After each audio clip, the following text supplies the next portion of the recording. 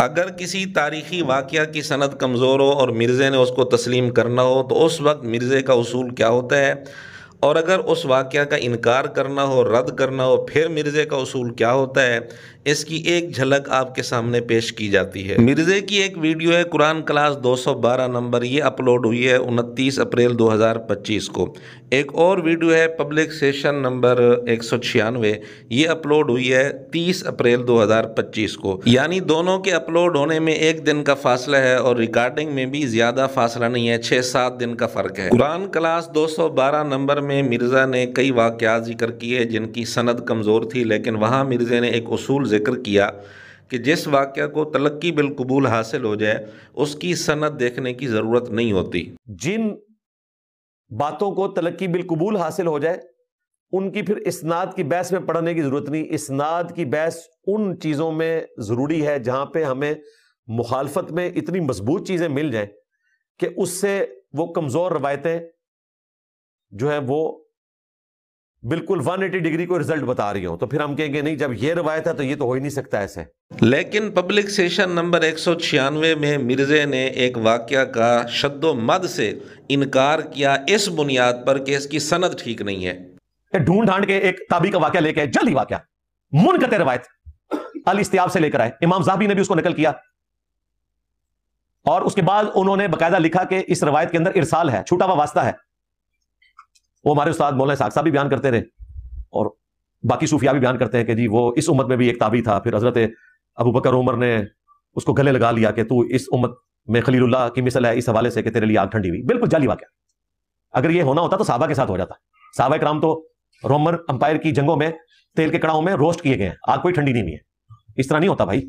حالانکہ الاستیاب میں ابن عبد البر رحمۃ اللہ علیہ نے اس واقعہ کو ابو مسلم خولانی رحمۃ اللہ علیہ کی کرامات کے طور پر بیان کیا ہے، اور علامہ البانی جن کو مرزا محدث اعظم کہتے ہیں ان کی آڈیو موجود ہے، انہوں نے تسلیم کیا ہے کہ یہ واقعہ صحیح ہے، اور اس واقعہ کو تلقی بالقبول بھی حاصل ہے۔ بہت سارے بڑے بڑے محدثین نے اپنی کتابوں میں یہ واقعہ نقل کیا ہے۔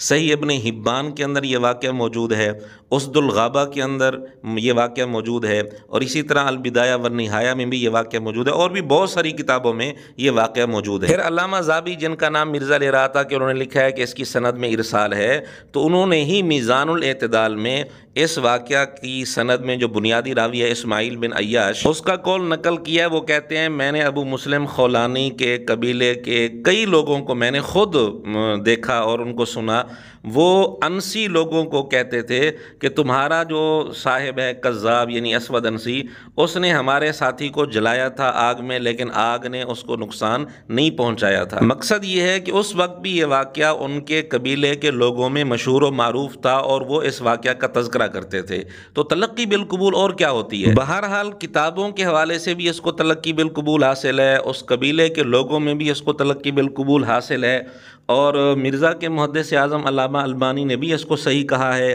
اس کے باوجود مرزا نے ارسال کا بہانہ بنا کر یہ کہا کہ یہ واقعہ جعلی ہے، جبکہ ہمارے علم میں ایک حوالہ بھی ایسا نہیں کہ کسی محدث نے اس واقعہ کا انکار کیا ہو اور اس کو جعلی قرار دیا ہو، لیکن اس کے باوجود مرزا نے کہا کہ یہ بالکل جعلی واقعہ ہے۔ اور حیران کن بات یہ ہے کہ اسی گفتگو میں جس میں مرزا اس واقعہ کو جعلی قرار دے رہا ہے، اسی گفتگو کے دوران مرزا نے ایک بات کی کہ صحابہ کرام رضی اللہ تعالیٰ عنہم کو تیل کے کڑھاؤں میں روسٹ کیا گیا۔ اب ہم مرزا سے پوچھتے ہیں کہ کیا کسی کتاب میں صحیح سند کے ساتھ مرزا یہ بات ثابت کر سکتا ہے کہ صحابہ کرام کو تیل کے کڑھاؤں میں ڈال کر روسٹ کیا گیا ہو؟ جی کسی کتاب سے ثابت کرنا ہے اور صحیح سند سے ثابت کرنا ہے، کسی فلم کا سین نہیں دکھانا۔ اگر مرزا یہ بات صحیح سند سے ثابت نہیں کر سکتا، میں پھر کہہ رہا ہوں کسی صحابی کے متعلق ثابت کرنا ہے کہ اس کو تیل کے کڑھاؤں میں روسٹ کیا گیا ہو، صحیح سند سے ثابت کرنا ہے۔